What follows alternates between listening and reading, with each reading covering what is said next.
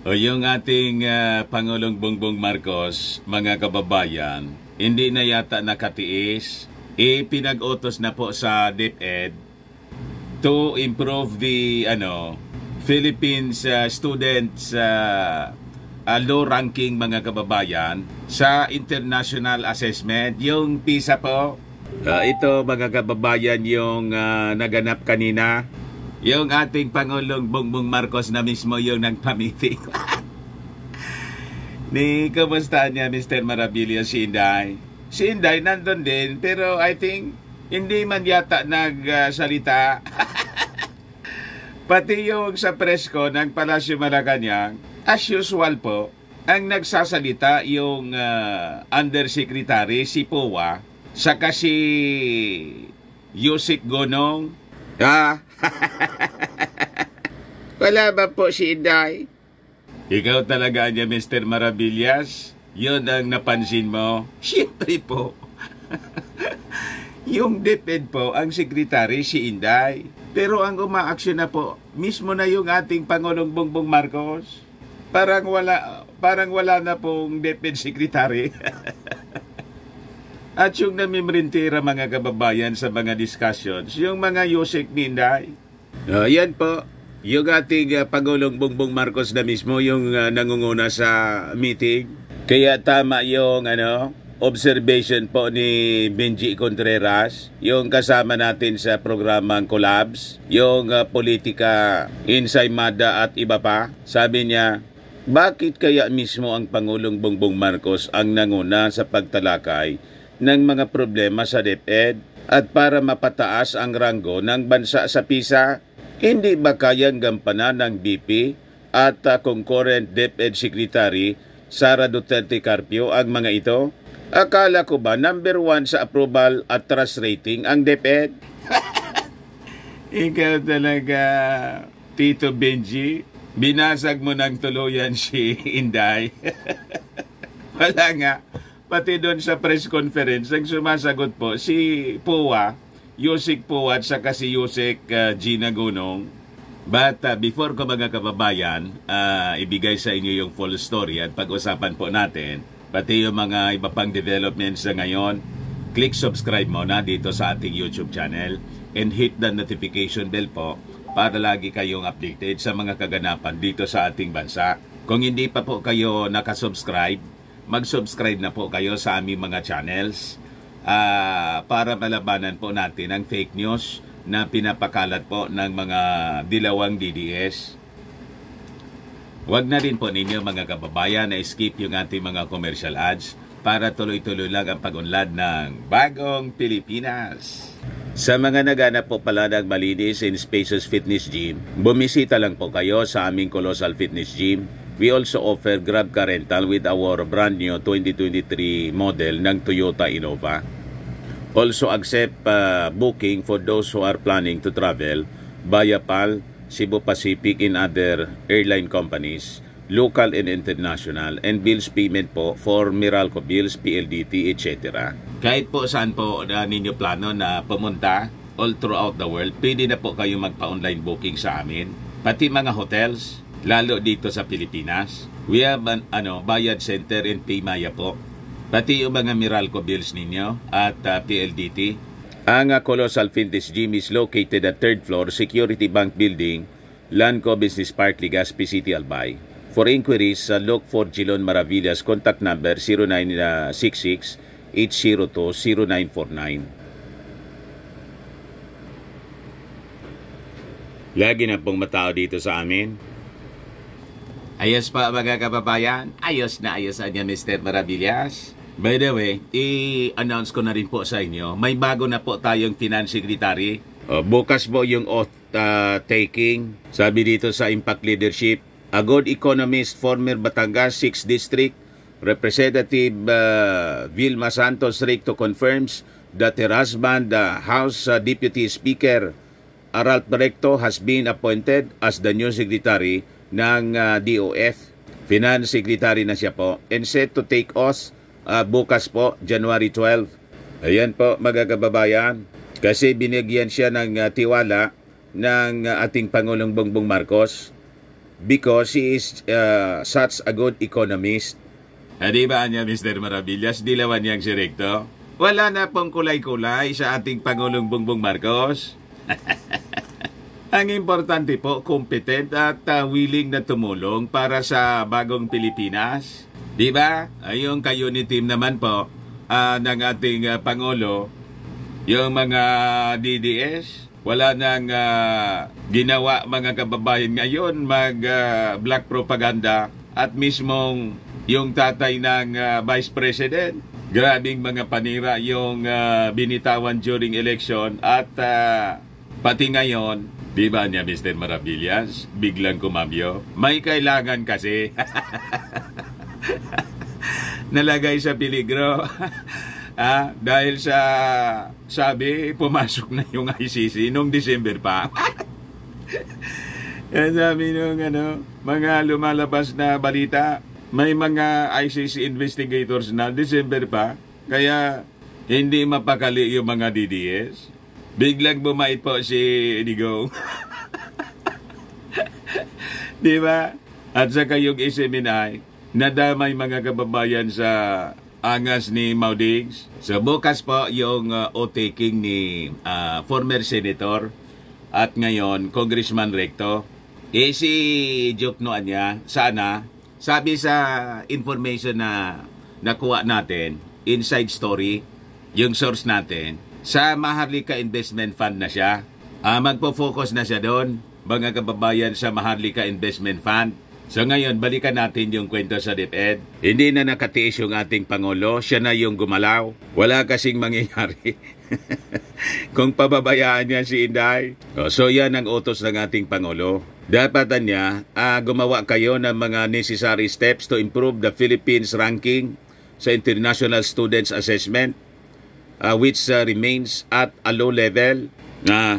Ayusin niya ninyo yung level of proficiency sa mathematics, reading, and science in terms of scores para niya gumanda-ganda man lang yung ating makuha sa ranking sa PISA. Ngayon, yung kanyang mga USEC, mga kababayan, yun ang nag-present ng mga steps sa ating Pangulo. Sabi rito, nag-present po tayo sa Pangulo ng ating ways forward because the theme really is how we improve not only our PISA performance but the overall performance niya ng ating mga learners sa basic education, sabi po ni DepEd Undersecretary Michael Powa. Hindi man po si Inday yung nag-present.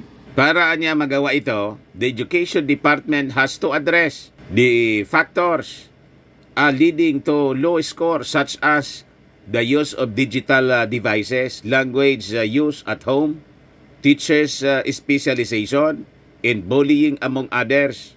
The President also told them to see possible enhancements on the school-based nutrition programs for students. Sabi naman po ni DepEd Undersecretary Gina Gunong, yung ating bansa daw is at level 1A, that's 1B in terms of proficiency, and is looking to move to level 2 to further increase the proficiency level in the long run. Diyan niya Mr. Maravillas yung contribution man lang ni Inday. Wala Wala man nga pong partisipasyon. Kaya nga po siguro hindi na nagpa-picture doon. Wala sa picture. Sabi rito sa balita, actually hindi naman disappointed, kundi yung post na we need to keep working hard so that we improve our performance in PISA. Pero hindi nga lang PISA, kundi performance talaga ng mga estudyante natin as a whole. Paliwanag mga kababayan ni Yosek Gina Gunong nang tanungin ng mga reporters kung ano ba niya, disappointed yung ating Pangulo. Ganun ang ating Pangulo po. Very diplomatic siya. Pero the fact na siya na yung nagpa-meeting. Di ba?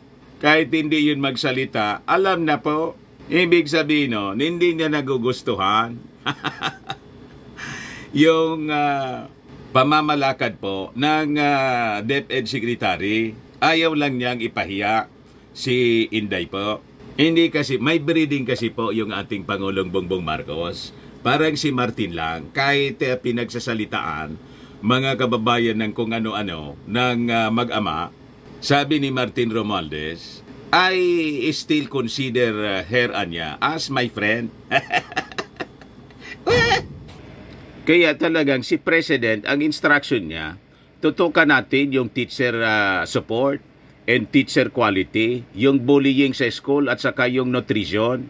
Yung Pangulo na po yun nag-utos. Kasi si Inday po, kung ano-ano yung pinagkakaabalahan. Di ba?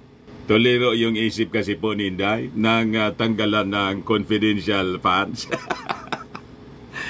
Para niya yung kapatid niyang si Polo ngayon, nag-tantrums din kasi binawasan yung pondo nila sa Davao.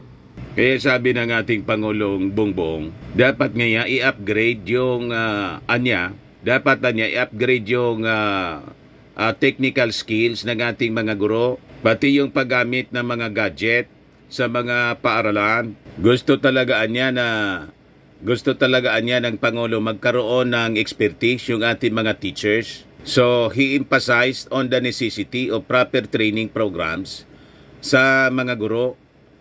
Of course, hand-in-hand niya with teacher welfare. Pagdating sa teachers kasi, talagang para sa ating Pangulo, napaka-importante ng mga teachers. And we agree, teaching quality will really improve. Sabi nga ng ating Pangulo, he believes around 60% improvement kung mapapabuti din natin yung teaching quality. So during the meeting, which was also attended by Vice President Sara Duterte, Marcos stressed that teachers must be updated on the new technology being used in teaching and be trained in incorporating it into their classes. Yung Pangulong Bongbong na mismo yung nag-preside po. Nasa tabi lang po si Inday. Pagdating naman po doon sa press conference ng Palasyo Malacanang, ang nasa printera po, si Powa, saka po si Gonong. Wala po si Inday sa press con. Ayaw magsalita. Bakit kaya niya Mr. Maravillas? Siya'y po si Inday. Siya'y type. Noon nga po presidential, vice presidential debate. Hindi man lang po nag-attend kahit isa. Ayaw mag-participate po ni Inday. So paano niya yan pag siya yung tumakbong Pangulo? Yun na nga po. Sige lang ang utos-utos niya. Talaga niya Mr. Maravillas. Kailangan na talagang palitan si Inday. Binibigyan pa siguro ng konti pang panahon ng ating Pangulong Bongbong Marcos. Hinihintay lang siguro na magdesisyon siya mismo. Si Inday kung magpapatuloy pa siya as secretary o i-give up na niya. Talaga naman niya Mr. Maravillas. Ang kailangan sa DepEd yung educator talaga. Kasi pag hindi educator, mahirap talaga. Tinesting lang siguro mga kababayan ng ating Pangulong Bongbong Marcos kung may ibubuga si Inday. Di ba? Kasi Vice President niya, binigyan ng pagkakataon na makapaglingkod din as member ng kanyang gabinete. So yun man lang po, idagdag ko na lang itong balita ngayon. May relasyon po ito sa Chacha. May sinasabi na naman po si Edsel. Si Edsel Lagman, yung mga opponents po, na ayaw talagang sumayaw ng Chacha. Pati si Dilima po, nagsalita na, sumali na, mga kababayan. Siyempre niya Mr. Maravillas para laging pinag-uusapan. Sigurado niyang may plano yan na bumalik sa 2025 election bilang senador. Malamang po, yan niya Mr. Maravillas yung sinasabi ni Edsel. May EDSA Puera daw po, mga kababayan, na ad campaign na pinapakalat ngayon. At ang tinuturo, yung Marcos family na naman.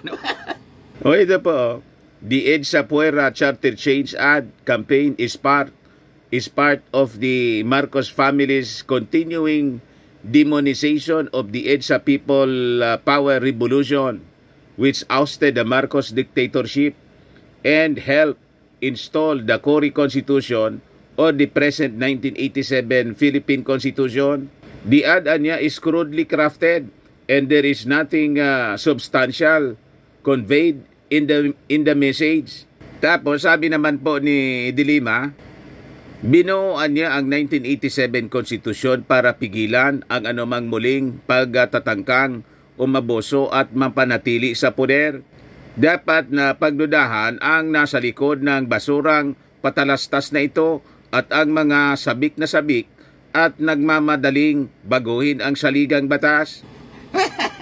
Isa na niya, Mr. Maravillas, lumabas yung EDSA Puera ad sa mga primetime news daw, mga kababayan, sa GMA, ABS-CBN. Pakinggan po ninyo mga kababayan itong report. Ayan po, charter change ad appears on primetime TV. Baka niya, Mr. Maravillas, ang gumawa niya na advertisement, sila man lang na mga kontra sa charter change. Hindi pa natin alam mga kababayan, pwedeng ganon para siraan po yung movement, yung post para sa charter change. Pero ito mga duda man lang po natin. Siguro sa mga susunod na araw, baka may lumabas na balita at may magpakilala na sila yung nasa likod nitong EDSA Puera ad campaign. Pakinggan natin itong report po. Ayan pa. A paid advertisement on the supposed failures of the 1987 Constitution highlighting the need for charter change appears on newscasts. On X, users note the ad was aired on ABS-CBN, TV5, and GMA. The ad airs amid questions about the integrity of a fresh charter change bid through People's Initiative. The Chacha ad focuses on the alleged losses the country suffered under the provisions of the 1987 Constitution, from business and economic opportunities to missing out on having quality education. Lawmakers, including Albay and Davao representatives Edsel Lagman and Paulo Duterte, note alleged plans to bribe voters to sign the petition calling for charter change. Lawmakers from the House of Representatives have been keen on amending the Constitution, saying they would focus on its economic... Ayan pa, mga kababayan, yung balita. O ngayon, mga kababayan, yung may grupo pala na nasa likod nito, yung grupong pirma, based sa report ng ANC po. Ayan po, sabi rito sa interview, law firm EDSA Puera ad has achieved its purpose. Talagang sinadya nila na ganun yung pakagawa, mga kababayan, para makakreate ng controversy. Pati yung titulo po, EDSA Puera. So sabi po ng law firm, ng mga abogado ng pirma na sila Attorney Ibaristo Gana and Dante Atienza, legal counsels ng charter change supporter pirma. So far na-achieve ng advertisement yung objective na makuha yung atensyon ng mga tao para pag-usapan po yung charter change. So tagumpay sila doon. Ang proof na nagtagumpay sila, nagalit si Edsel. Yung mga opponents po ng charter change, lalong ng galaiti, at pati si dating Senador Laila de Lima, napareact na rin. So maganda na nagsipag-react sila. Ibig sabihin, nakuha yung atensyon ng mga dilawan. At para magkaroon ng active discussion po dito sa proposal na amyendahan yung ating konstitusyon. Magaling din anya Mr. Maravillas yung gumawa ng advertisement. Pinag-aralan po ng mabuti na dapat yung titulo mismo dapat controversial siya. Naging controversial siya kasi yung title mismo EDSA Puera. Siyempre, yung mga nag-EDSA People Power po, talagang uusok po sila. At pag umusok sila, pag-uusapan palagi po sa media, mainstream media, pati sa social media, itong proposal for charter change. Ayan man lang po mga kababayan. Baka lang gusto ninyo po itong itry. Firmax Firming and Lifting Cream, pinapahid po sa mga pulses and affected area. Mainam po sa paninigas ng mga kaso-kasuan. Ito naman po, Automax Radiant Serum. Sa mukha naman yung application. Anti-aging po siya. You will look 10 years younger than your age. Sa mga cancer patients naman po, baka lang gusto ninyo itong itry. Name siya Red Mix Fruit Drink. Iniman po siya gamot, food supplement siya. Kaya lang, gawa siya mga kababayan sa goji berry. Yung goji berry may anti-cancer properties. Ayos po? Yung mga inquiries ninyo, dumiritso na lang kayo sa aming messenger sa Facebook para masagot namin agad. Ako po si Dante Maravillas. Bye-bye po. God bless.